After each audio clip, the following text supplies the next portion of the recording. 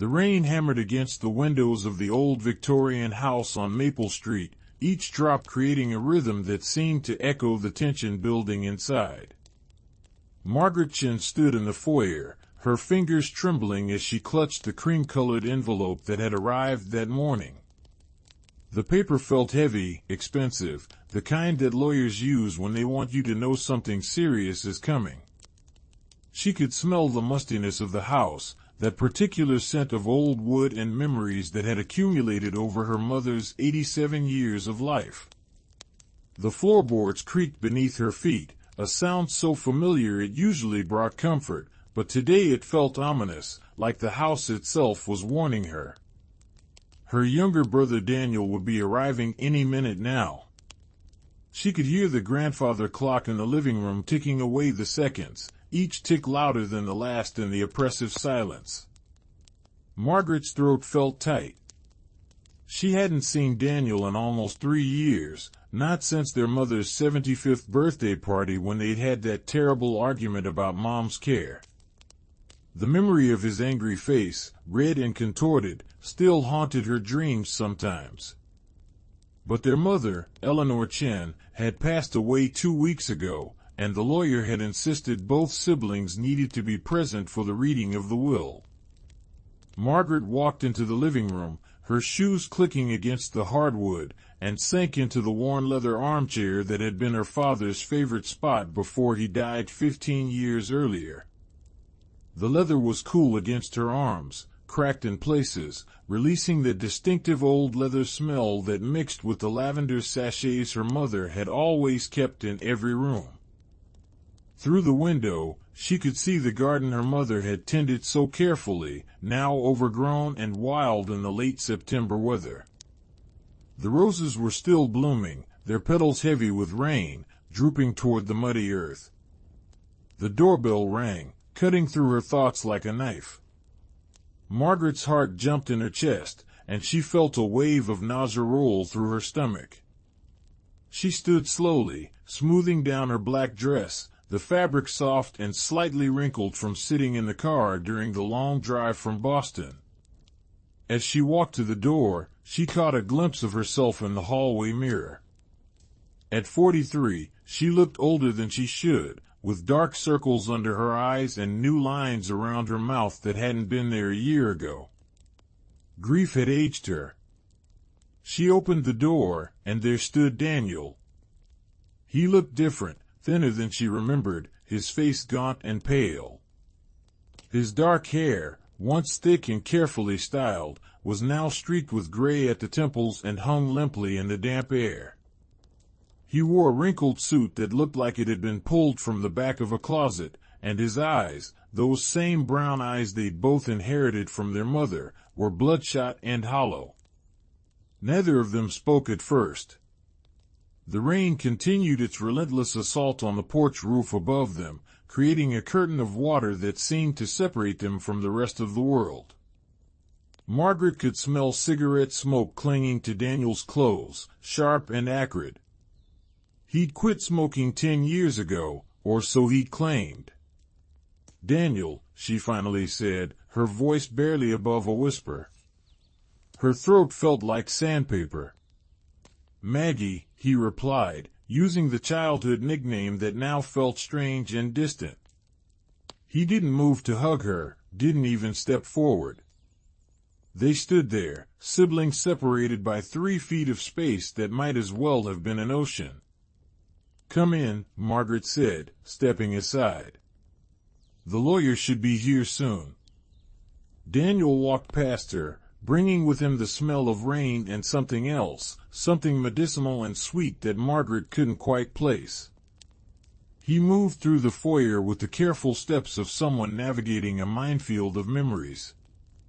His hand reached out to touch the banister of the staircase, his fingers trailing along the smooth wood where they'd both slid down as children, laughing and carefree. "The house looks the same," Daniel said quietly, his voice roughened and used, like he hadn't spoken much lately.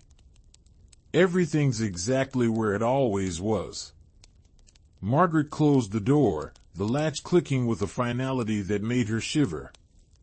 I've been keeping it up, she said, trying to keep the accusation out of her voice but failing. Someone had to. Daniel's shoulders stiffened, and she saw his jaw clench. Here we go, she thought. Not even 5 minutes and they were already falling into old patterns. I couldn't, Daniel said, turning to face her. His eyes were wet, whether from rain or tears she couldn't tell. You know I couldn't come back here. Not after everything. Everything, Margaret repeated, the word bitter on her tongue. You mean after you abandoned Mom when she needed you most? After you disappeared for 3 years while I dealt with her declining health, her doctor appointments, her fear and confusion. That's not fair, Daniel said, his voice rising. You don't know what I was going through. You never asked. You just assumed I was being selfish, like always. What was I supposed to think? Margaret shot back, feeling the familiar anger rising in her chest, hot and suffocating. You stopped returning my calls. You missed her birthday. You didn't even come when she fell and broke her hip. I was alone, Daniel. Completely alone. The silence that followed was thick and uncomfortable.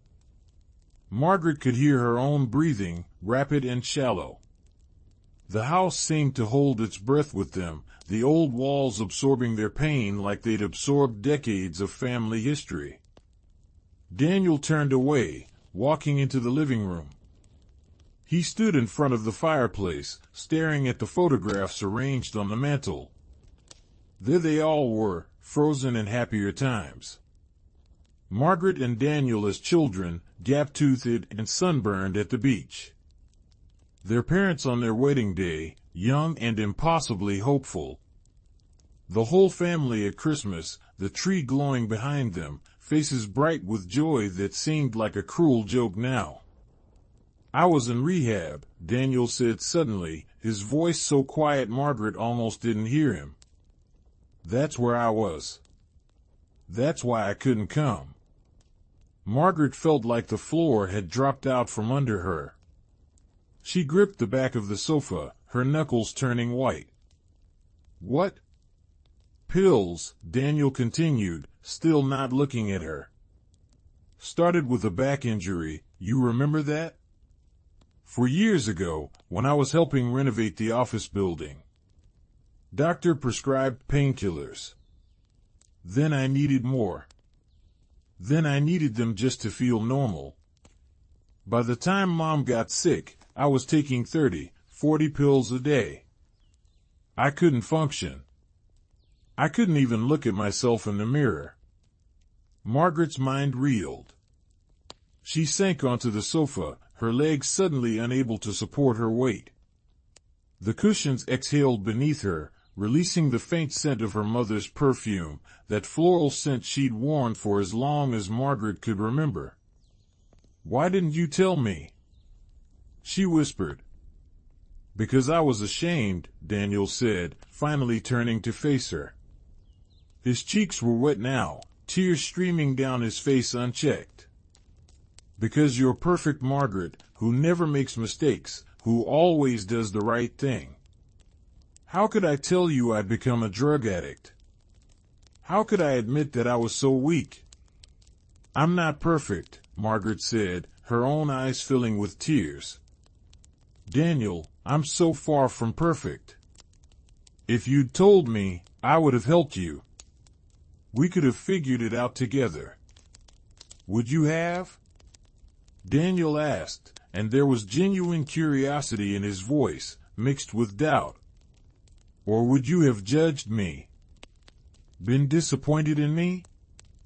Like you always were when I didn't live up to your standards? That's not fair, Margaret protested, but even as she said it, she wondered if there was truth in his words. Had she been judgmental? Had she held him to impossible standards? She thought about all the times she'd criticized his choices, his career changes, his relationships. She'd always told herself it was because she cared, because she wanted the best for him. But maybe it had felt different from his side. The doorbell rang again, saving them from the conversation that was spiraling into dangerous territory. Margaret wiped her eyes quickly, trying to compose herself. She could feel her heart pounding against her ribs as she went to answer the door. The lawyer was a tall, thin man in his 60s named Robert Hutchinson. He wore a gray suit that looked expensive and carried a leather briefcase that was worn at the corners. His handshake was firm but brief, and his expression was professionally sympathetic in that way lawyers have perfected. He smelled like coffee and peppermint, and when he spoke, his voice was measured and calm.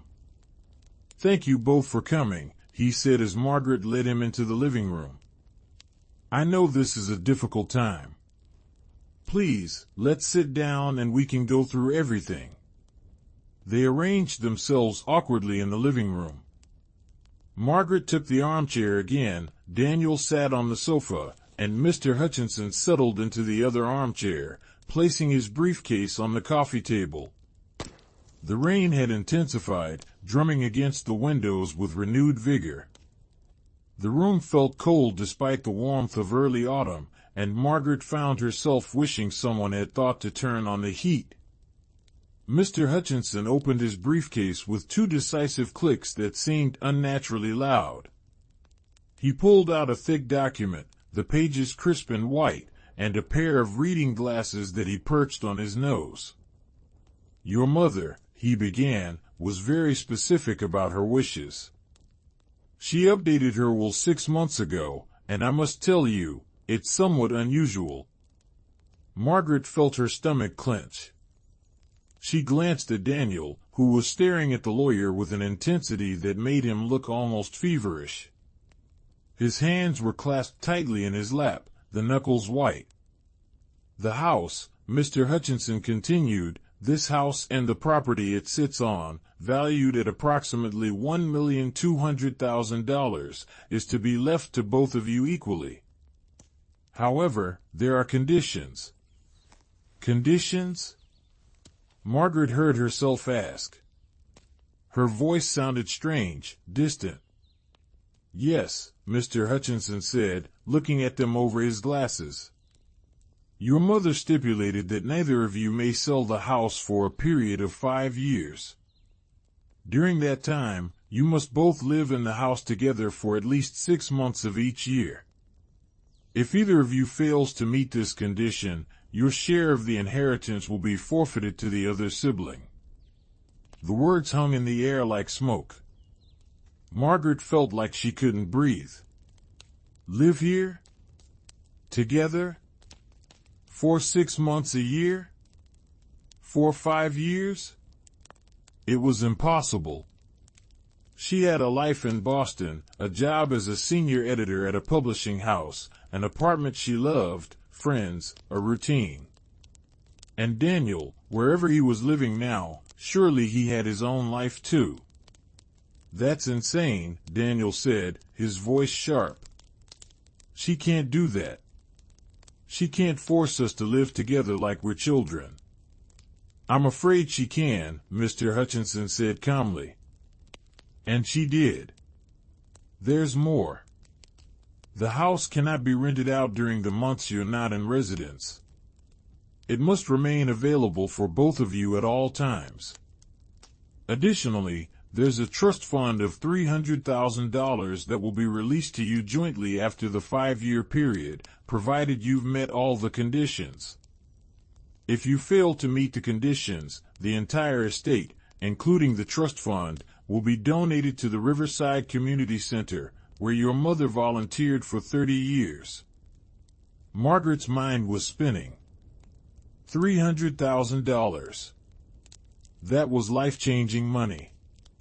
Combined with her share of the house, it would be enough to retire early, to finally write that novel she'd been dreaming about for years. But 5 years? Living with Daniel? After everything that had happened between them? Why would she do this? Margaret asked, her voice breaking. What was she thinking? Mr. Hutchinson pulled out another envelope, this one smaller, with Eleanor's distinctive handwriting on the front. She left you this, he said, handing it to Margaret. She asked that you read it together. Margaret's hand shook as she opened the envelope. The paper inside was covered in her mother's careful script, slightly shaky in places where age had made her hand unsteady. She began to read aloud, her voice trembling. My dearest Margaret and Daniel, if you're reading this, I'm gone, and I hope you're both there together. I know what I'm asking of you seems cruel. I know you've grown apart, that there's anger and hurt between you. I know because I watched it happen, and it broke my heart more than you'll ever understand. When you were children, you were inseparable. Margaret, you used to hold Daniel's hand everywhere you went. Daniel, you followed your sister like she was the sun and you were a planet in her orbit. You loved each other with the pure, uncomplicated love that only children can manage. Somewhere along the way, life got in the way. You both became so busy being adults that you forgot how to be siblings. You forgot how to forgive each other's flaws, how to see past the mistakes to the person underneath. I'm not asking you to live together because I want to punish you. I'm asking because I want to give you one last chance to find each other again. This house holds all our memories, the good and the bad. It holds your childhood, your father's love, and my hope for your future. 5 years might seem like a long time, but it's nothing compared to the lifetime you could have as a family. Please, my darlings, try. Try to remember who you were before the world made you hard. Try to forgive. Try to love each other again. That's all I ask. That's my final wish. With all my love, Mom. The silence that followed was absolute. Margaret could hear her own heartbeat, could feel the tears streaming down her face, hot and unstoppable. She looked at Daniel and saw that he was crying too, his face buried in his hands, his shoulders shaking with silent sobs. Mr. Hutchinson cleared his throat gently. I'll leave you two to discuss this, he said, standing. You have 30 days to decide whether you'll accept the terms.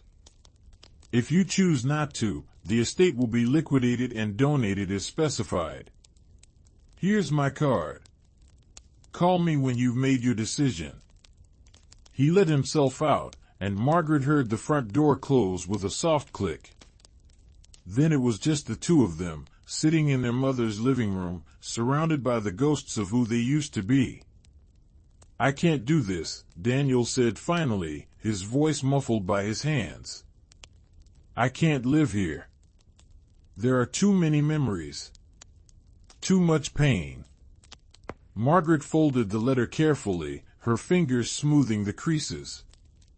She thought about her mother writing these words, knowing she was dying, using her last bit of strength to try to fix what was broken between her children. The weight of that love, that desperate hope, settled on her shoulders like a physical thing. What if we tried? Margaret heard herself say. The words surprised her even as they left her mouth. Just for a little while. We could see how it goes. Daniel looked up at her, his face red and swollen from crying. You really want to do this? After everything?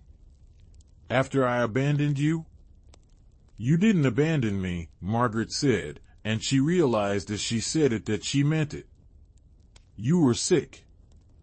You were fighting your own battle. I wish you'd told me, but I understand why you didn't. And maybe Mom was right. Maybe we do need this. Daniel stood up and walked to the window, staring out at the rain-soaked garden. I'm not the same person I was, he said quietly.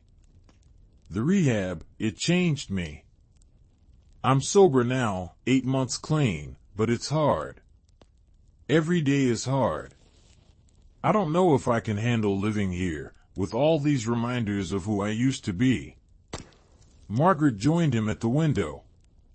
They stood side by side, not touching, but closer than they'd been in years.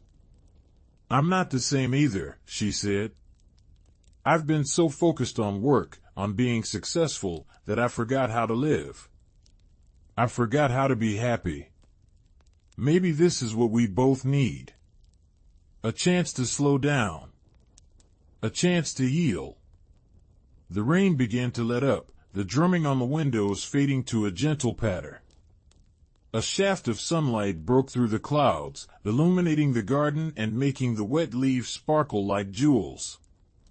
It felt like a sign, though Margaret wasn't usually one to believe in such things. Okay, Daniel said, turning to face her. Okay, let's try.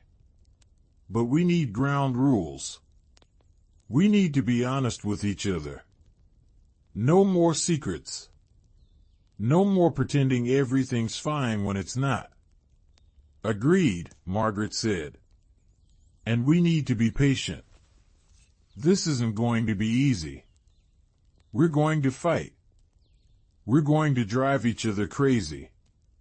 But we have to promise to keep trying. Daniel held out his hand, and after a moment's hesitation, Margaret took it. His hand was warm and slightly damp, and the gesture felt both foreign and familiar, like coming home after a long journey. They spent the rest of that day going through the house together, room by room, remembering. In the kitchen, they found their mother's recipe box, filled with index cards covered in her handwriting. Margaret pulled out the card for chocolate chip cookies, the ones their mother had made every Sunday when they were kids. The card was stained and worn, evidence of decades of use. We should make these, Daniel said, looking over her shoulder. Do you remember how the house used to smell on Sunday mornings? Like heaven, Margaret said, smiling despite herself. Like butter and sugar and love. They found the ingredients in the pantry, some of them expired but most still good. As they worked together, measuring and mixing, something shifted between them. It wasn't forgiveness, not yet, but it was a beginning. The kitchen filled with the warm, sweet smell of baking cookies, and for a moment, they were children again, sneaking dough when their mother wasn't looking, laughing at shared jokes that no one else would understand. The first month was harder than either of them had anticipated. Margaret took a leave of absence from her job, something she'd never done in 15 years of working at the publishing house. Her boss had been understanding but concerned, and Margaret had promised to stay available for emergencies and important projects. She set up a makeshift office in what had been her childhood bedroom, the walls still painted the pale yellow sheet chosen when she was 12. Daniel moved in with 2 suitcases and a box of books. He'd been living in a studio apartment in Providence, working part-time at a bookstore while he got his life back together. The addiction had cost him his career in architecture, his marriage, most of his savings. He was starting over at 40 years old, and the weight of that failure hung on him like a heavy coat. They established routines. Margaret woke early, always had, and would make coffee in the old percolator their mother had used. The sound of it bubbling and hissing became a morning ritual, the smell of fresh coffee filling the house and pulling Daniel from sleep. They'd sit at the kitchen table, not talking much at first, just existing in the same space. The silence between them was awkward but not hostile, like 2 strangers learning each other's rhythms. Daniel started going to Alcoholics Anonymous meetings at the community center 3 times a week. Margaret drove him the first few times, waiting in the parking lot, reading manuscripts on her tablet. The meetings lasted an hour, and when Daniel emerged, he always looked exhausted, wrung out, but also somehow lighter, like he'd set down a burden for a little while. One evening, about 6 weeks after they'd moved in together, Daniel came home from a meeting and found Margaret crying at the kitchen table. She was surrounded by photo albums, their pages yellowed with age, filled with pictures of their family. Her face was blotchy and red, and she was clutching a photograph of their father, taken just months before he died. "Maggie?" Daniel said softly, using that old nickname again.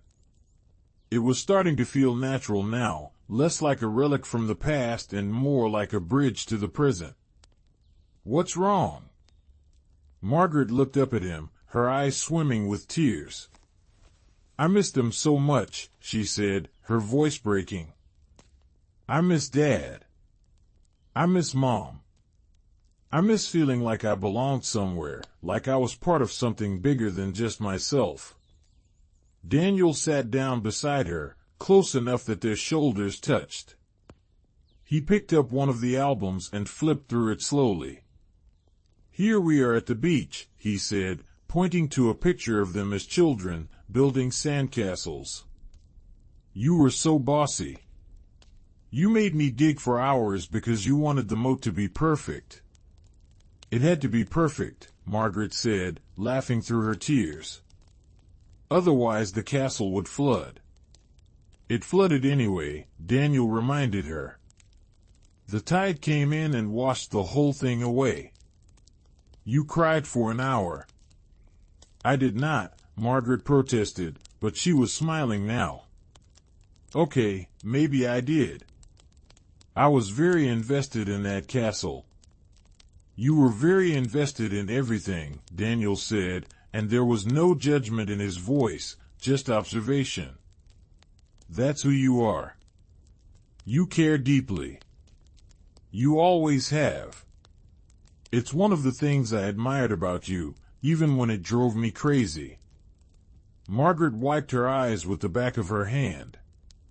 "I was too hard on you," she said quietly. "Growing up, and after. I always expected you to be like me, to want the same things, to approach life the same way. But you're not me. You never were. And that's okay. That's good, actually. The world doesn't need two of me." Daniel laughed, a real laugh that filled the kitchen with warmth. "No," he said.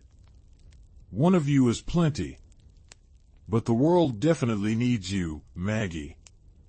You're the person who holds things together. You're the glue." "I don't feel like glue," Margaret admitted. "I feel like I'm barely holding myself together most days. After Mom died, I kept thinking I should feel relieved. She'd been sick for so long, and it was hard watching her fade away. But instead, I just feel lost. Like I don't know who I am without her." Daniel reached over and took her hand, squeezing it gently. "You're Margaret Chen," he said.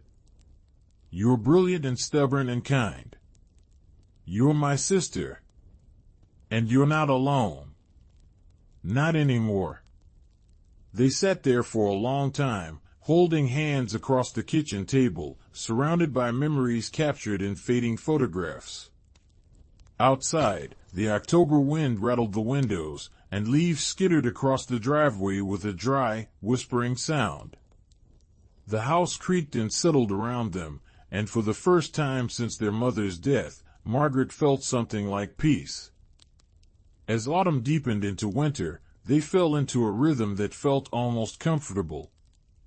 Margaret worked on her manuscripts during the day, and Daniel took on small freelance drafting projects, slowly rebuilding his professional reputation. In the evenings, they cooked together, working their way through their mother's recipe box. Some dishes were successes, others disasters that left them laughing and ordering pizza. But each meal was a small victory, a shared experience that added another thread to the fabric they were weaving between them. Daniel's sobriety was a constant presence in the house, invisible but always there. Margaret learned to recognize the signs of a bad day, the tension in his shoulders, the way his hands would shake slightly when he poured his morning coffee. On those days, she'd suggest a walk, and they'd bundle up against the cold and trudge through the neighborhood, their breath-forming clouds in the frigid air. They'd walk for miles sometimes, not talking, just moving, and when they returned home, Daniel would be calmer, more centered. One particularly difficult evening in late November, Daniel came home from his meeting looking shattered. His face was pale, his eyes haunted, and he went straight to his room without saying a word. Margaret heard him pacing above her, the floorboards creaking rhythmically as he walked back and forth, back and forth. She made chamomile tea, the kind their mother used to make when they were upset, and carried it upstairs. She knocked softly on his door. "Daniel? Can I come in?" There was a long pause, then a quiet, "Yeah." She found him sitting on the edge of his bed, his head in his hands. The room was dark except for the streetlight outside casting long shadows through the window. She set the tea on the nightstand and sat beside him, close but not touching, giving him space. "Do you want to talk about it?" she asked gently. Daniel was quiet for so long she thought he might not answer. Then, in a voice so low she had to strain to hear, he said, "I saw Sarah today. My ex-wife. She was at the grocery store with her new husband. They looked happy. Really happy. And all I could think was that I destroyed that. I destroyed us. I destroyed everything good in my life because I couldn't stop taking those pills." Margaret felt her heart break for him. She wanted to say something comforting, something that would take away his pain, but she knew there were no words that could do that. So instead, she just put her arm around his shoulders and held him while he cried. His body shook with the force of his grief, and she felt his tears soaking through her sweater, warm and wet against her skin. "You're not that person anymore," she said finally, when his sobs had quieted to hiccups. "You're not the person who made those choices. You're the person who's fighting every day to be better. That takes courage, Daniel. More courage than most people will ever need." "It doesn't feel like courage," Daniel said, his voice rough. "It feels like punishment. Like I'm paying for my mistakes over and over, and I'll never be done paying." "Maybe that's what courage is," Margaret said. "Doing the hard thing even when it feels impossible. Even when you don't think you can. You're here, Daniel. You're sober. You're trying. That's not nothing. That's everything." Daniel leaned into her, and they sat like that for a long time, brother and sister, holding each other up in the darkness. Outside, the first snow of the season began to fall, soft and silent, covering the world in white. Christmas approached, and with it came a decision they'd been avoiding. Should they celebrate? Their mother had loved Christmas, had made it magical when they were children. The house would be filled with the smell of pine and cinnamon, and she'd play carols on the old piano in the living room, her voice clear and sweet as she sang along. The thought of Christmas without her felt wrong, like a betrayal. But one morning in early December, Margaret woke to find Daniel in the attic, pulling down boxes of decorations. Dust motes danced in the weak winter sunlight streaming through the small window, and the air smelled like old cardboard and mothballs. He looked up when he heard her on the stairs, his face uncertain. "I thought maybe we could decorate," he said. "Mom would want us to. She'd hate the thought of the house being dark and sad at Christmas." Margaret felt tears prick her eyes, but they were good tears, warm tears. "You're right," she said. "She would hate it. Let's do it. Let's make it beautiful for her." They spent the entire day decorating. They strung lights along the porch railing, their fingers numb from the cold. They hauled the artificial tree up from the basement, its branches slightly bent from years of storage, and spent an hour fluffing it back into shape. They hung ornaments, each one a memory. The clay handprints they'd made in elementary school. The glass ball Daniel had given their mother for her 50th birthday. The angel their father had carved from wood the year before he died. As they worked, they told stories. Margaret remembered the year Daniel had tried to stay awake to catch Santa and had fallen asleep under the tree, waking up covered in tinsel. Daniel remembered the Christmas morning when Margaret had gotten the complete set of Nancy Drew books she'd been begging for and had read 3 of them before noon, ignoring everything else. They laughed and cried and remembered, and slowly, the house came alive again. On Christmas Eve, they sat in the living room with all the lights off except for the tree. The colored bulbs cast a soft glow over everything, making the room feel magical, timeless. They'd made hot chocolate, the real kind with melted chocolate and cream, and it was rich and sweet on Margaret's tongue. The house was warm, the furnace humming steadily, and outside, snow fell in thick, lazy flakes. "This is nice," Daniel said quietly. "I didn't think it would be, but it is." "Mom's here," Margaret said. "I can feel her." "Can you?" Daniel nodded. "Yeah," he said. "I can. She's in the smell of the pine tree. She's in the ornaments. She's in us, sitting here together. This is what she wanted. This is her gift to us." They sat in comfortable silence, sipping their hot chocolate, watching the snow fall.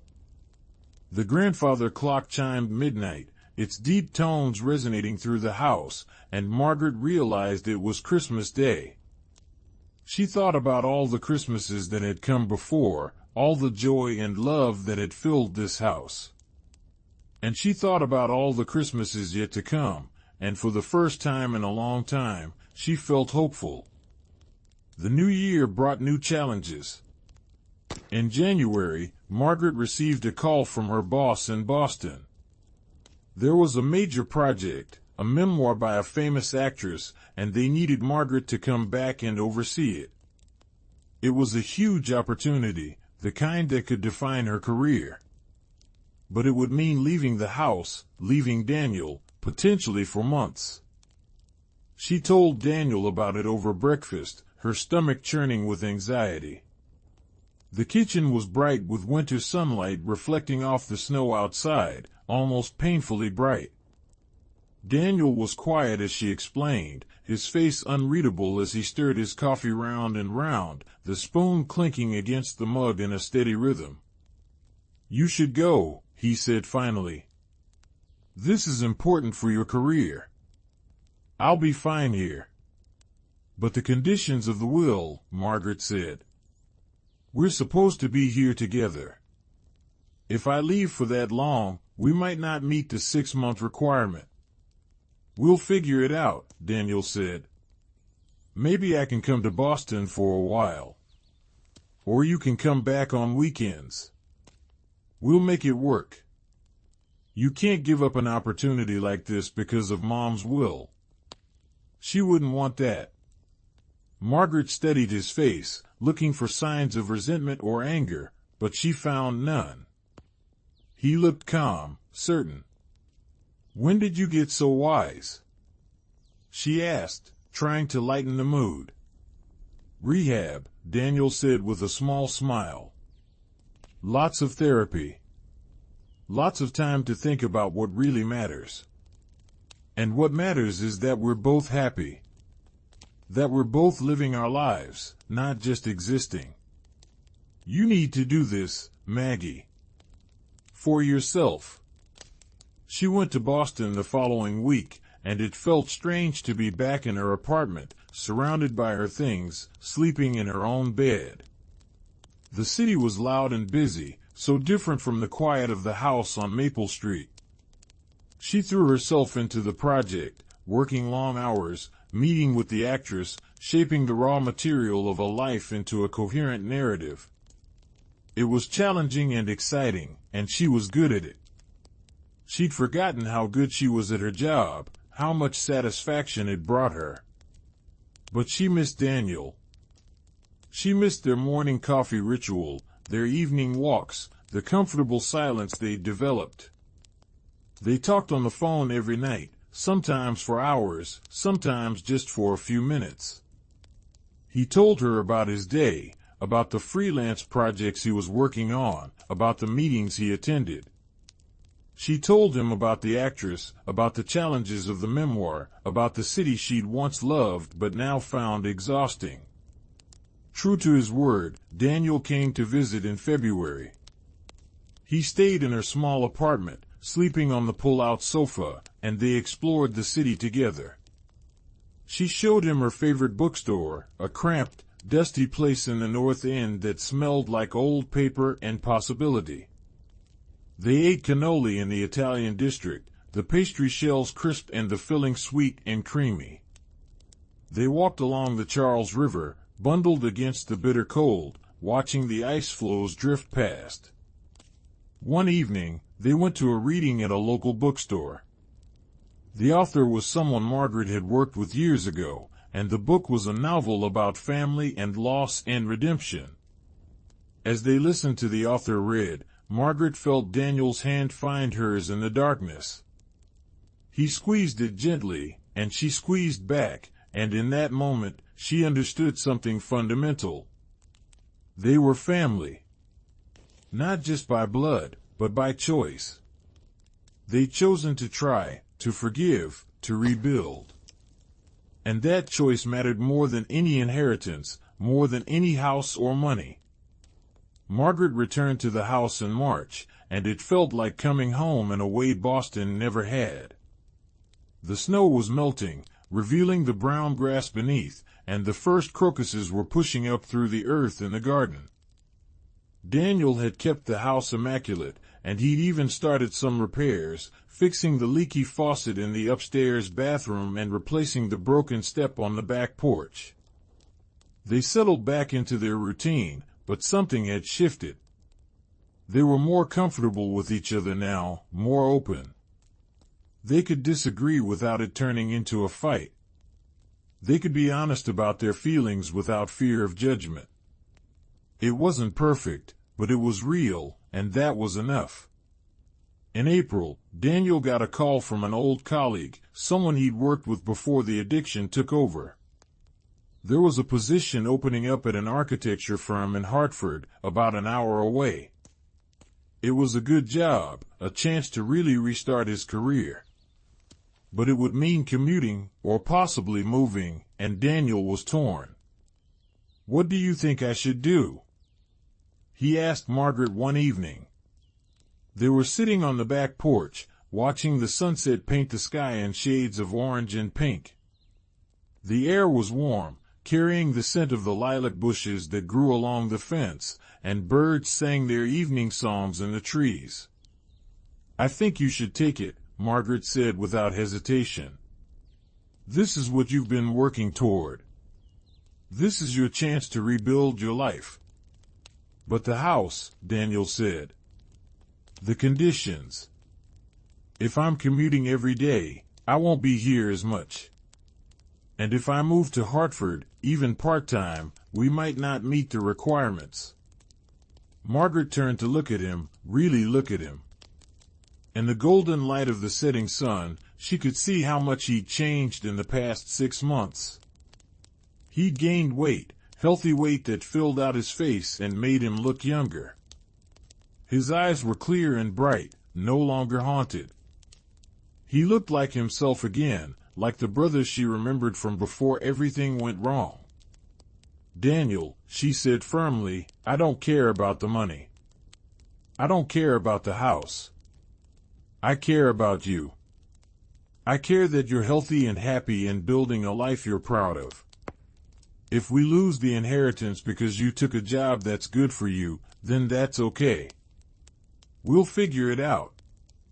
Daniel's eyes filled with tears. "You mean that?" he asked, his voice choked. "I mean it," Margaret said. "We've already gotten what Mom wanted us to have. We've gotten each other back. Everything else is just details." Daniel pulled her into a hug, and they sat there on the porch, holding each other as the sun sank below the horizon and the first stars appeared in the darkening sky. The air grew cool, and Margaret could smell the damp earth of the garden, rich and alive with the promise of spring. Daniel took the job. He commuted at first, leaving early in the morning and returning late at night, exhausted but energized. The work was challenging, and he loved it. He was designing again, creating beautiful spaces, using his talents in ways he thought he'd never be able to again. Margaret could see the pride in his eyes when he talked about his projects, and it filled her with joy. But the commute was brutal, and after a few months, they had a serious conversation about him getting an apartment in Hartford. It made sense practically, but emotionally, it felt like a step backward, like they were giving up on what they'd built. "What if we sold the house?" Daniel suggested one night. They were in the kitchen, cleaning up after dinner. The window was open, letting in the warm June breeze, and Margaret could hear the sound of children playing in the street, their laughter high and bright. Margaret stopped washing the dish in her hand, the warm soapy water dripping from her fingers. "Sell it? But the will says we can't for 5 years." "I know," Daniel said. "But maybe we don't need to follow the will. Maybe we've already done what Mom wanted. We've reconnected. We've healed.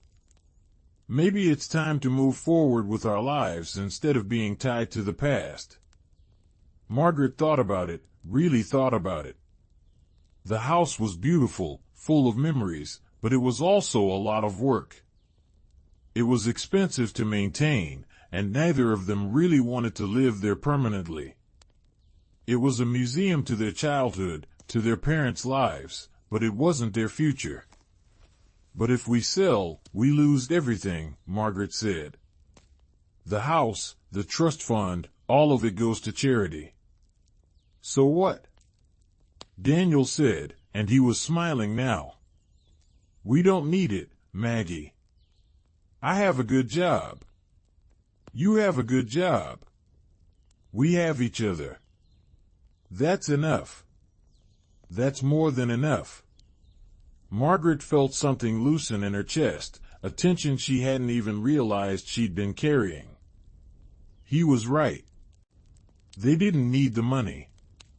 They'd already received the real inheritance, the one their mother had truly wanted to give them. They'd received each other.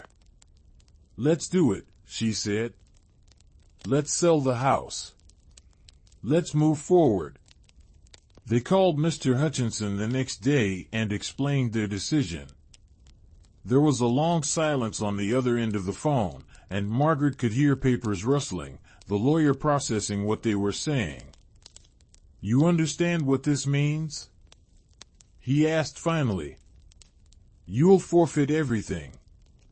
The house will be sold and the proceeds, along with the trust fund, will go to the Riverside Community Center." "We understand," Margaret said, and Daniel nodded beside her, even though the lawyer couldn't see him. "This is what we want." There was another pause, and then Mr. Hutchinson said something that surprised them both. "Your mother would be very proud of you," he said, his voice warm. "This is exactly what she hoped would happen. She told me, you know, when she was setting up the will. She said she didn't care about the money. She just wanted you to find each other again. And you have." After they hung up, Margaret and Daniel sat in the kitchen, looking at each other. The afternoon sun streamed through the windows, making everything glow with golden light. The house was quiet around them, peaceful, as if it too was ready to let go. We should go through everything, Margaret said. Decide what we want to keep, what we want to donate. We should do it together. They spent the next few weeks sorting through a lifetime of accumulated possessions. It was emotional work, exhausting work. Every drawer held memories, every closet contained ghosts. They found their father's old fishing gear in the garage, the rod still in good condition, the tackle box filled with lures he'd carefully organized. They found their mother's wedding dress in a garment bag in the attic, the silk yellowed but still beautiful, still holding the shape of her young body. They found boxes of letters their parents had written to each other during their courtship, the paper thin and fragile, the ink faded but still legible. Margaret read them aloud while Daniel listened, and they learned things about their parents they'd never known. Their father had been romantic, poetic even, writing about how their mother's laugh sounded like music. Their mother had been funny and flirtatious, teasing their father about his serious nature, promising to teach him how to have fun. These people, Daniel said, holding one of the letters carefully, they were so young. They had no idea what was coming, all the joy and pain and ordinary days that would make up their lives. None of us do, Margaret said. That's the beauty and the terror of it. We just have to trust that it will be worth it. They kept some things. Margaret took her mother's jewelry, simple pieces that she would wear and think of her. Daniel took his father's watch, a sturdy timepiece that still kept perfect time. They kept the photo albums, the recipe box, a few pieces of furniture that held special meaning. Everything else they donated or sold, letting go of the physical remnants of the past so they could move into the future unencumbered. The house sold quickly. A young family with 3 children fell in love with it, and Margaret and Daniel could see that it would be filled with life and laughter again. The closing was in August, almost exactly a year after their mother had died. They met the new owners at the lawyer's office, signed the papers, handed over the keys. The wife, a woman named Jennifer with kind eyes and a warm smile, promised to take good care of the house, to love it as much as they had. As they walked out of the lawyer's office into the bright summer afternoon, Margaret felt lighter than she had in years. The air was hot and humid, typical for August, and she could smell hot asphalt and the sweet scent of the flowering trees that lined the street. Daniel put his arm around her shoulders, and they walked to his car together. "How do you feel?" Daniel asked as they drove away from the lawyer's office for the last time. "Free," Margaret said, and she realized it was true. "I feel free." They drove to the house one last time, wanting to see it empty, wanting to say goodbye properly. The new owners wouldn't take possession for another week, so they had time. They walked through the rooms, their footsteps echoing on the bare floors. Without furniture, without the accumulated stuff of life, the house looked bigger, emptier, but also somehow more itself. Just walls and floors and windows, a structure waiting to be filled with new memories. They ended up in the backyard, sitting on the back porch steps like they had so many times over the past year. The garden was overgrown, wild roses climbing over the fence, the grass long and dotted with dandelions. It should have looked neglected, but instead it looked free, like nature reclaiming what had always been hers. "Do you remember when Dad built this porch?" Daniel asked. "We must have been, 8 and 10? "Something like that," Margaret said. "He worked on it every weekend for a month. Mom would bring him lemonade and sit with him while he worked. They'd talk and laugh, and we'd play in the yard." "They were happy," Daniel said. "Despite everything, despite the struggles and the bills and the ordinary problems of life, they were happy. They loved each other. They loved us." They did, Margaret agreed. And they taught us how to love, even when we forgot for a while. Even when we lost our way. Daniel reached over and took her hand, lacing his fingers through hers. "Thank you," he said quietly. "For giving me another chance. For not giving up on me. For being my sister." Margaret squeezed his hand, feeling the warmth of his skin, the solid reality of him beside her. "Thank you for coming back," she said. "Thank you for fighting. Thank you for being here." They sat there as the sun moved across the sky, as the shadows lengthened and the air began to cool. They talked about everything and nothing, making plans for the future. Daniel had found an apartment in Hartford, a nice place with big windows and hardwood floors. Margaret was thinking about leaving Boston, maybe finding something closer to Daniel, maybe even writing that novel she'd been dreaming about for years. They talked about holidays, about staying in touch, about making sure they never lost each other again. As the sun began to set, painting the sky in brilliant shades of orange and purple and pink, they stood up.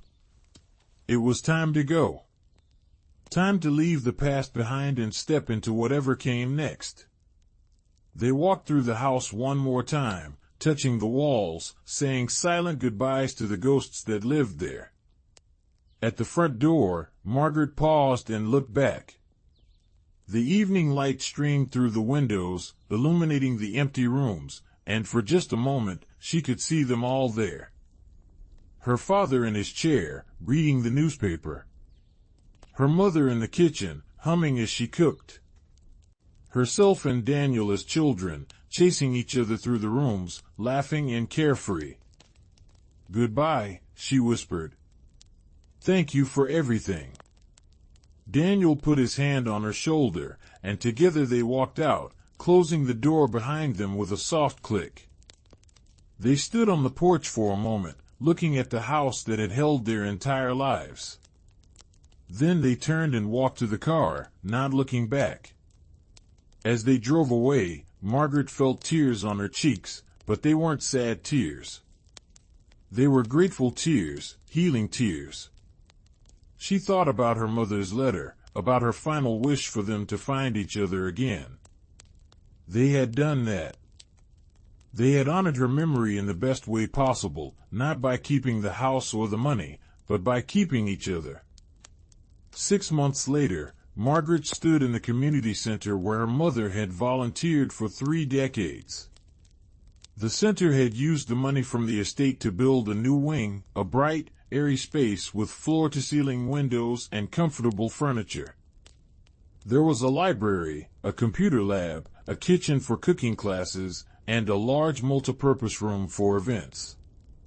Over the entrance, there was a plaque that read, "The Eleanor Chin Family Center, dedicated to bringing families together." The dedication ceremony was small but meaningful. The director of the center, a woman named Patricia who had worked alongside Eleanor for years, gave a speech about Eleanor's dedication to the community, her kindness, her unwavering belief that everyone deserved a safe place to gather and grow. Margaret and Daniel stood together, holding hands, listening to stories about their mother that they'd never heard before. After the ceremony, people came up to them, sharing memories of Eleanor. A teenage girl talked about how Eleanor had helped her with her college applications, spending hours reviewing essays and filling out financial aid forms. An elderly man described how Eleanor had organized a meal delivery program that had kept him fed when he was too sick to cook for himself. A young mother explained how Eleanor had started a playgroup that had saved her from the isolation of new motherhood. With each story, Margaret understood more fully the life her mother had lived outside their family, the impact she had on so many people. And she understood that by giving away the inheritance, she and Daniel had multiplied that impact, had allowed their mother's legacy to continue in ways that keeping the money never could have. As they were leaving, Patricia pulled them aside. "Your mother talked about you all the time," she said, her eyes warm. "She was so proud of you both. And she worried about you, about the distance between you.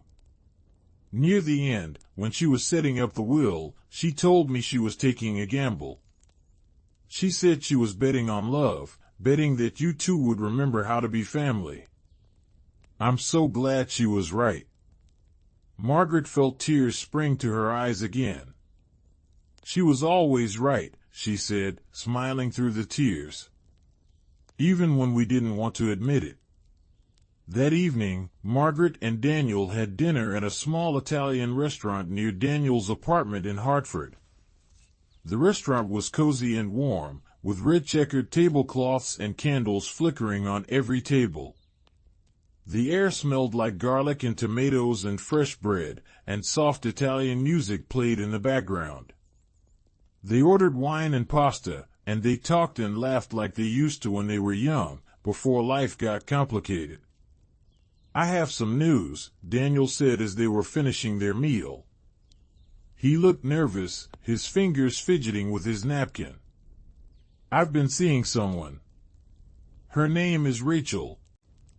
She's a teacher. We met at a meeting, actually. She's been sober for 3 years." "Daniel, that's wonderful," Margaret said, reaching across the table to squeeze his hand. "Tell me about her." Daniel's face lit up in a way Margaret hadn't seen in years. "She's amazing," he said. "She's kind and funny, and she understands what I've been through because she's been through it too. We're taking it slow, but it feels right. It feels real." "I'm so happy for you," Margaret said, and she meant it with her whole heart. "You deserve this. You deserve to be happy." "So do you," Daniel said, looking at her intently. "Are you happy, Maggie? Really happy?" Margaret thought about it. She'd left her job in Boston and moved to a small town in Connecticut, halfway between Hartford and the coast. She'd rented a cottage with a view of the water and had started writing her novel. It was slow going, harder than she'd expected, but also more fulfilling. She woke up every morning excited to work, to create, to tell a story that mattered to her. She saw Daniel regularly, at least once a week, sometimes more. She'd made new friends, joined a book club, started volunteering at the local library. "Yes," she said finally. "I am happy. For the first time in a long time, I'm really happy." They finished their meal and walked out into the cool evening air. It was early spring, and the world was coming back to life after the long winter. Trees were budding, flowers were pushing up through the earth, and the air smelled fresh and clean, full of promise. They walked through the city streets, not in any hurry, just enjoying each other's company. "Do you ever regret it?" Daniel asked suddenly. "Giving up the inheritance? That was a lot of money, Maggie. You could have been set for life." Margaret thought about it, really thought about it. "Not for a second," she said. "That money, that house, it would have been a burden. It would have tied us to the past, to grief and obligation. This way, we're free. We're living our own lives, making our own choices. And we have each other.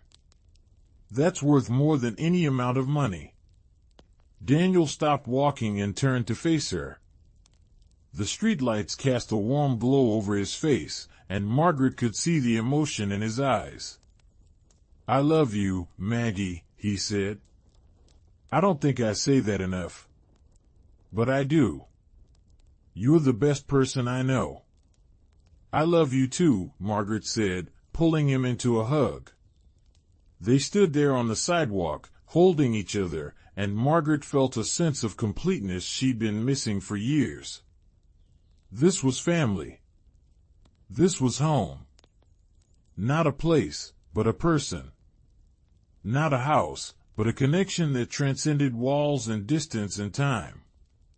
Over the next few years, their lives continued to evolve and grow. Daniel married Rachel in a small ceremony at the community center, in the wing that bore their mother's name. Margaret was his best woman, standing beside him as he promised to love and cherish Rachel for the rest of his life. She watched her brother's face as he said his vows, saw the joy and hope and determination there, and she knew he would keep those promises. He had fought too hard for his sobriety, for his second chance, to take it for granted. Margaret finished her novel and found an agent, then a publisher. The book came out to modest but positive reviews, and while it didn't make her rich or famous, it fulfilled something deep inside her, a need to create, to tell stories, to connect with readers. She started working on a second novel, this one about siblings who find their way back to each other after years of estrangement. She didn't have to look far for inspiration. Daniel and Rachel had a baby, a little girl they named Eleanor, after the grandmother she would never meet. Margaret held her niece for the first time in the hospital, this tiny, perfect creature with a shock of dark hair and her mother's nose. The baby's skin was impossibly soft, and she smelled like powder and milk and new life. Margaret felt her heart expand in a way she hadn't known was possible, felt a love so fierce and immediate it took her breath away. "She's beautiful," Margaret whispered, tears streaming down her face. "She's absolutely perfect." Daniel stood beside her, his arm around Rachel, and Margaret could see that he was crying too. "Mom would have loved her," he said. "She would have spoiled her rotten." "She's watching," Margaret said with certainty. "She's here with us. She's always been here." As little Eleanor grew, Margaret became a devoted aunt. She babysat regularly, read stories in funny voices, taught her niece to bake cookies using their grandmother's recipes. She watched Eleanor take her first steps, heard her first words, celebrated every milestone. And through it all, she and Daniel remained close, their bond stronger than it had ever been. They established new traditions. Every year on their mother's birthday, they would meet at the community center and volunteer for the day, helping with whatever was needed. They'd serve meals, tutor kids, organize donations. It was their way of honoring her memory, of keeping her spirit alive. And every Christmas, they would gather at Daniel and Rachel's house, and Margaret would bring the recipe box, and they would make their mother's cookies, filling the house with that familiar smell of butter and sugar and love. One autumn afternoon, 5 years after their mother's death, Margaret drove past the old house on Maple Street. She hadn't planned to, but she found herself taking a detour, drawn by some invisible force. She parked across the street and sat in her car, looking at the house that had held so much of her history. It looked different now. The new family had painted it a cheerful yellow, and there were toys scattered across the front lawn. A tire swing hung from the old oak tree in the front yard, and Margaret could see children playing in the backyard, their laughter carrying on the breeze. The garden was well tended, the roses blooming in a riot of colors. It looked loved. It looked lived in. It looked happy. As she watched, the front door opened and a little boy ran out, followed by his mother, the woman named Jennifer who had bought the house. Jennifer was laughing, chasing her son, and the sound of their joy filled the air. Margaret felt a pang, not of regret, but of bittersweet nostalgia. That had been her once, running through that yard, her mother chasing her, both of them laughing without a care in the world. But she didn't want to go back. She didn't want to be that child again, or even the adult she'd been when her mother died, lost and angry and alone. She liked who she was now. She liked the life she'd built, the relationships she'd nurtured, the person she'd become. The house was part of her past, an important part, but it wasn't her future. Her future was waiting for her, full of possibility and promise. She started the car and drove away, not looking back. She was heading to Daniel and Rachel's house for dinner. Little Eleanor had learned a new song at preschool and was excited to perform it for Aunt Maggie. It was an ordinary evening, an ordinary moment, but Margaret had learned that ordinary moments were the ones that mattered most. They were the ones that built a life, that created a family, that made everything worthwhile. That night, after dinner, after Eleanor had performed her song 3 times and been tucked into bed, Margaret and Daniel sat on the back deck with glasses of wine. The air was cool and crisp, carrying the scent of fallen leaves and wood smoke from a neighbor's fireplace. The stars were bright overhead, scattered across the sky like diamonds on black velvet. "Do you ever think about what would have happened if we'd kept the house?" Daniel asked. "If we'd followed the terms of the will?" "Sometimes," Margaret admitted. "But I think we would have ended up resenting it. And maybe resenting each other. The house would have been a constant reminder of what we'd lost instead of what we'd gained." "Mom was smart," Daniel said. "She knew we needed to make our own choice. The will wasn't really about the money or the house. It was about giving us a reason to come together, to spend time with each other, to remember why we mattered to each other." "And it worked," Margaret said. "We found our way back. Not because we had to, but because we wanted to." They sat in comfortable silence, sipping their wine, listening to the sounds of the night. An owl hooted in the distance. Wind rustled through the trees. Inside the house, they could hear Rachel moving around, cleaning up the kitchen, humming softly to herself. It was peaceful, this moment, this life they'd all built together. "I'm grateful," Daniel said suddenly. "For all of it.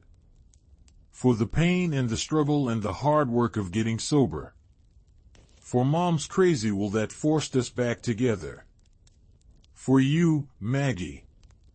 For not giving up on me when I'd given up on myself." "I'm grateful too," Margaret said. "For second chances. For forgiveness. For learning that family isn't about being perfect. It's about showing up, even when it's hard. Especially when it's hard." Daniel reached over and clinked his glass against hers. "To Mom," he said. "To her wisdom and her love and her faith in us." "To Mom," Margaret echoed. "And to us. To the family we've become." They drank, and the wine was sweet on Margaret's tongue, warming her from the inside out.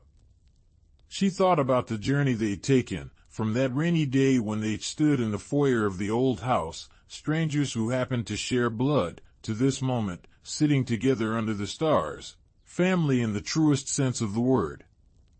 The inheritance that had seemed so important, that had threatened to tear them apart, had ultimately brought them together. But not in the way anyone might have expected. It wasn't the money or the house that had healed them. It was the choice to let go of those things, to prioritize their relationship over material wealth, to honor their mother's true wish, which was simply for them to love each other. Margaret thought about all the families torn apart by inheritance disputes, by arguments over money and possessions, by the ugly side of grief that turns people against each other. She and Daniel had come so close to being one of those families. If they'd been more stubborn, more focused on what they thought they deserved, they might have spent 5 years living together in resentment, fulfilling the letter of the will but missing its spirit entirely. Or worse, they might have fought over the terms, hired lawyers, destroyed what little relationship they had left. Instead, they'd chosen differently. They'd chosen each other. And in doing so, they'd received the real inheritance, the one their mother had truly wanted to give them. Not money or property, but connection. Not things, but love. Not a house made of wood and brick, but a home built of forgiveness and understanding and the willingness to try. As the night grew later and the air grew colder, they moved inside. Rachel had made coffee, and they sat around the kitchen table, talking and laughing, sharing stories. Rachel told them about a difficult student she was working with, a boy who reminded her of herself at that age, angry and hurting and lashing out at everyone who tried to help. Daniel talked about a project at work, a community center he was designing that would serve a low-income neighborhood. Margaret shared a chapter from her new novel, reading aloud while they listened, offering feedback and encouragement. These were the moments that mattered, Margaret realized. Not the big dramatic events, but the small, ordinary interactions that wove lives together. The shared meals and conversations. The inside jokes and comfortable silences. The way Daniel still made terrible puns that made everyone groan. The way Rachel touched his shoulder when she passed behind his chair, a casual gesture of affection that spoke volumes. The way they all looked at the baby monitor on the counter, listening for any sound from Eleanor's room, united in their love for this small person who had brought even more joy into their lives. Margaret drove home late that night, the roads empty and quiet. The moon was full, casting silver light over everything, and she drove with the windows down, letting the cool air wash over her. She thought about her mother, wondered if she was watching somehow, if she knew that her gamble had paid off, that her children had found their way back to each other. "I hope you're proud, Mom," Margaret said aloud to the empty car. "I hope you know we understand now. We understand what you were trying to give us." She imagined she could hear her mother's voice, warm and loving, saying what she always said when Margaret or Daniel accomplished something meaningful. "I always knew you could do it, sweetheart. I never doubted you for a moment." When Margaret got home to her cottage by the water, she made herself a cup of tea and sat on her small deck, wrapped in a blanket against the chill. She could hear the waves lapping against the shore, a rhythmic, soothing sound that never failed to calm her. The salt air was sharp and clean, and overhead, the stars continued their ancient dance across the sky.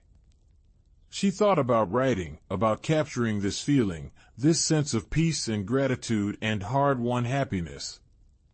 But some moments, she decided, were meant to be lived rather than recorded. Some moments were too precious to be translated into words. They existed in the heart, in the memory, in the quiet satisfaction of knowing you'd made the right choice. Margaret finished her tea and went inside. She brushed her teeth, washed her face, changed into her pajamas. All the ordinary rituals of an ordinary night.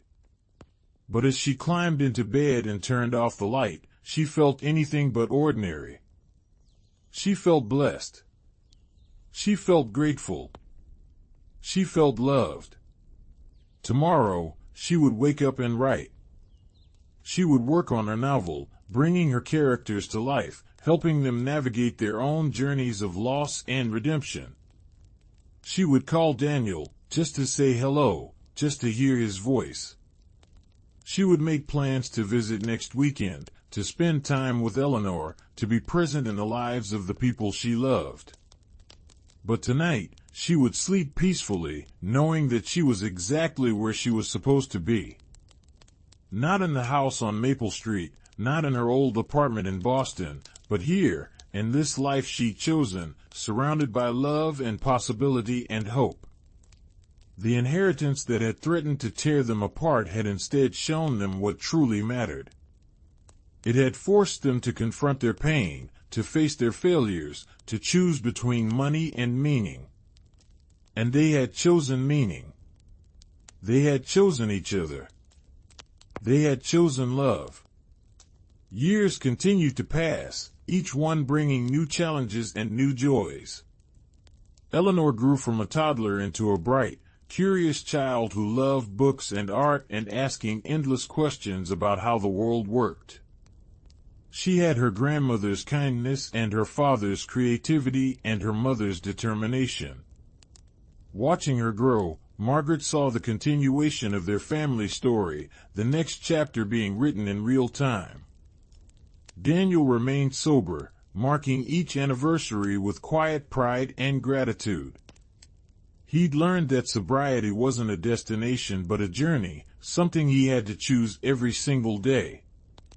There were hard days, days when the old cravings whispered in his ear, promising relief from stress or pain or the ordinary difficulties of life. But he'd built a support system, a network of people who understood, who'd been where he was, who could talk him through the dark moments. And he had his family, his wife and daughter and sister, who loved him unconditionally and reminded him every day why staying sober mattered. Margaret's writing career grew steadily. Her second novel did better than the first, and her third better still. She would never be a best-selling author, would never see her books made into movies or win prestigious awards. But she had readers who loved her work, who wrote her letters telling her how her stories had touched them, had helped them through difficult times, had made them feel less alone. And that, she realized, was more than enough. That was everything. She dated occasionally, had a few relationships that lasted months or even a year, but nothing that led to marriage. For a while, she worried about this, wondered if there was something wrong with her, if she was too independent or too set in her ways. But eventually, she made peace with it. Her life was full and rich and meaningful. She had work she loved, a family she adored, friends who enriched her days. If romantic love came, wonderful. If it didn't, she would still be happy. She would still be whole. On the 10th anniversary of their mother's death, Margaret and Daniel returned to the cemetery where she was buried, next to their father. It was a beautiful October day, the kind their mother had always loved, with crisp air and brilliant blue sky and leaves turning gold and red and orange. They brought flowers, white roses that had been her favorite, and stood together at the grave, reading the simple inscription. Eleanor Chen, beloved wife and mother, it said. And underneath, in smaller letters, she taught us how to love. Daniel had brought Eleanor, who was now 7 years old and full of questions about the grandmother she'd never met. She held her father's hand and looked at the gravestone with solemn curiosity. "Tell me about Grandma Eleanor," she said. "What was she like?" Margaret and Daniel looked at each other, and Margaret saw her own emotions reflected in her brother's eyes. Where to begin? How to capture a whole person, a whole life, in words a child could understand? "She was kind," Daniel said, kneeling down so he was at eye level with his daughter. "She always saw the best in people, even when they couldn't see it in themselves. She believed in second chances. She believed in forgiveness. She believed in love. She was strong," Margaret added. "She went through hard things, sad things, but she never let them make her bitter. She chose joy. She chose hope.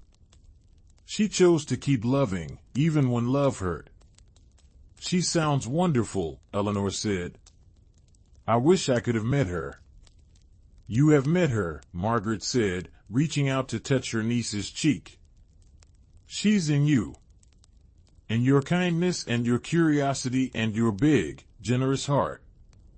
She's in all of us. She always will be." They stood there for a while longer, 3 generations connected by love and loss and the unbreakable bonds of family. The wind rustled through the trees, carrying the scent of autumn leaves and distant wood smoke. Birds sang their afternoon songs. The world continued its eternal turning, indifferent to human grief and joy, but also somehow holding space for both. As they walked back to the car, Eleanor skipping ahead, Daniel turned to Margaret. "Do you ever wonder what our lives would have been like if we'd kept the house? If we'd followed Mom's original plan?" Margaret thought about it. "Sometimes," she said. "But I think we did follow her plan. Maybe not the way she outlined it in the will, but we followed the spirit of it. We came together. We yielded. We became a family again. That's what she wanted." "You're right," Daniel said. "And honestly, I think she'd be proud of us for making our own choice. For not just blindly following instructions, but thinking about what really mattered and acting on that." They reached the car, and Eleanor climbed into her booster seat, chattering about a butterfly she'd seen near the cemetery entrance. Daniel buckled her in, his movements practiced and gentle, and Margaret watched them with a full heart. This was her family. This was her inheritance. Not money or property, but love and connection and the knowledge that she belonged, that she was part of something bigger than herself. That evening, they all gathered at Margaret's cottage for dinner. Rachel had come straight from work, still in her teaching clothes, and she helped Margaret in the kitchen while Daniel and Eleanor played on the beach, collecting shells and sea glass. Through the window, Margaret could watch them, could see Daniel lifting Eleanor onto his shoulders so she could see farther out to sea, could hear their laughter carried on the wind. "This is what Mom wanted," Rachel said quietly, following Margaret's gaze. "This right here. Family. Love. Connection." "How did you know?" Margaret asked, turning to look at her sister-in-law. Rachel had only heard stories about Eleanor, had never met her, but somehow she seemed to understand her perfectly. "Because it's what every mother wants," Rachel said simply. "For their children to be happy. For their children to love each other. For their family to continue, to grow, to thrive. Your mom just had the courage to try to make it happen, even after she was gone." They ate dinner on the deck as the sun set over the water, painting the sky in shades of pink and gold and purple.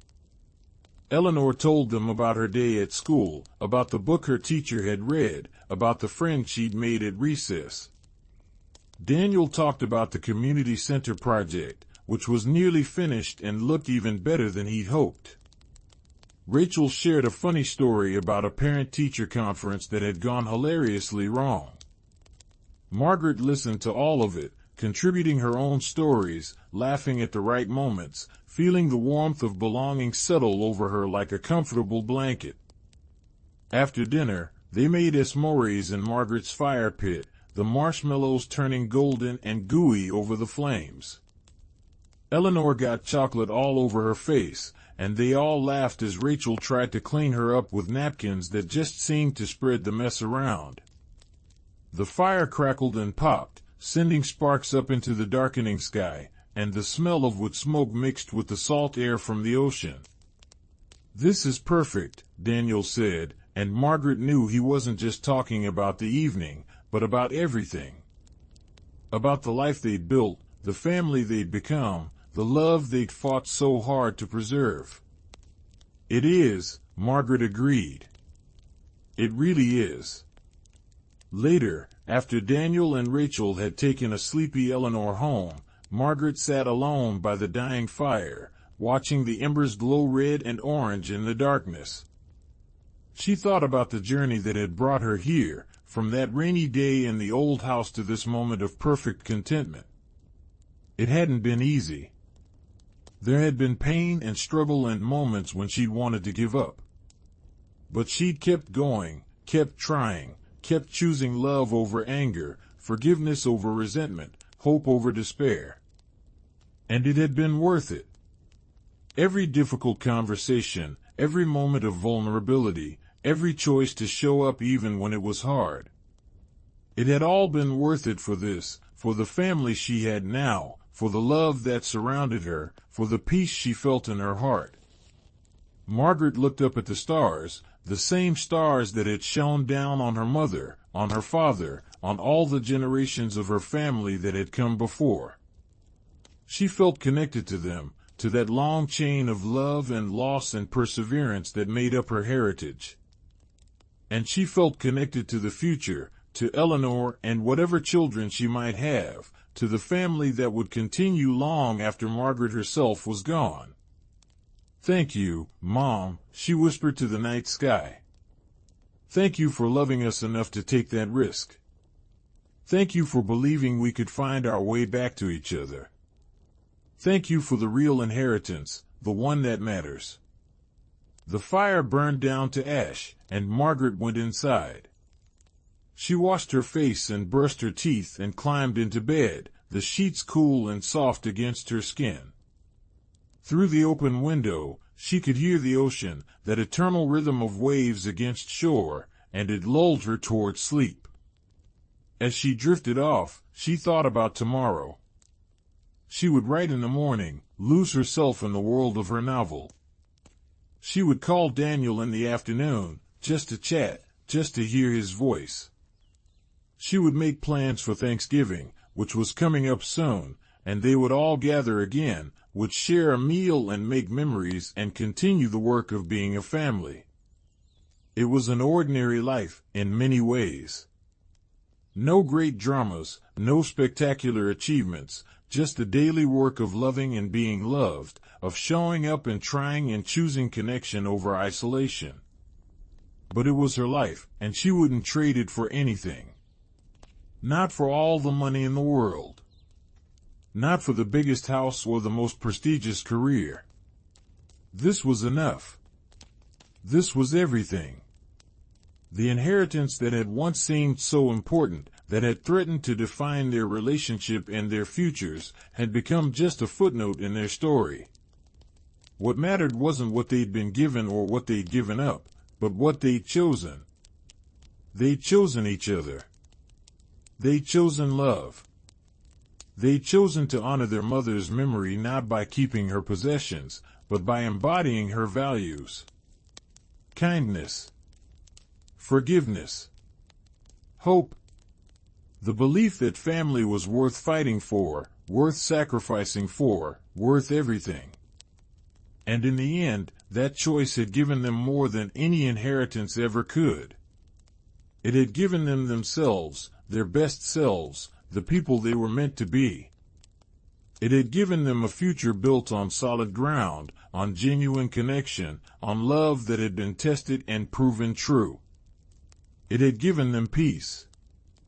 Margaret's last thought before sleep claimed her was of her mother's face, smiling and proud, her eyes full of love. She could almost hear her voice, warm and certain, saying what she'd always said when Margaret was worried or uncertain about something. "It will all work out, sweetheart. Trust in love. Love always finds a way." And it had. Against all odds, despite all the obstacles and pain and years of distance, love had found a way. It had brought them back together. It had healed what was broken. It had made them whole. The inheritance that tore siblings apart forever had, in the end, brought them closer than they'd ever been. Because the real inheritance wasn't the house or the money. It was the lesson their mother had taught them, the final gift she'd given them. That love is a choice. That family is a choice. That forgiveness is a choice. And that those choices, made over and over again, day after day, are what build a life worth living.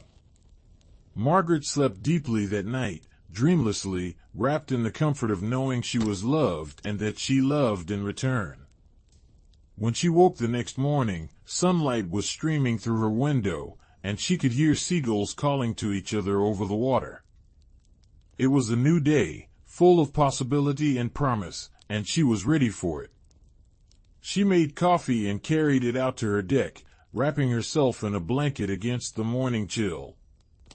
The ocean stretched out before her, vast and eternal, and she watched the waves roll in, one after another, never stopping, never giving up. It reminded her of family, of love, of the way we keep showing up for each other, keep trying, keep choosing connection even when it's difficult. Her phone buzzed with a text from Daniel. "Good morning," it said. "Eleanor wants to know if you can come over this weekend. She has a new dance she wants to show you. Also, Rachel is making her famous lasagna, so you know you want to come." Margaret smiled, her fingers moving quickly over the screen. "I'll be there," she typed. "Wouldn't miss it for the world." And she meant it. She would be there, this weekend and every weekend they needed her. She would show up for birthdays and holidays and ordinary Tuesdays. She would be present in their lives, and they would be present in hers.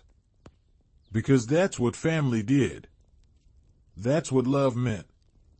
The sun climbed higher in the sky, burning off the morning mist, and Margaret sat on her deck, drinking her coffee, feeling grateful for everything she had and everything she'd learned. The inheritance had taught her what truly mattered. It had shown her that the most valuable things in life can't be bought or sold or divided up according to legal documents. They can only be chosen, nurtured, protected, and passed down through the generations like the precious gifts they are. Love, forgiveness, connection, family. These were the things that lasted, that mattered, that made life worth living. These were the true inheritance, the one her mother had worked so hard to give them. And Margaret and Daniel had finally learned to receive it, to cherish it, to pass it on to the next generation.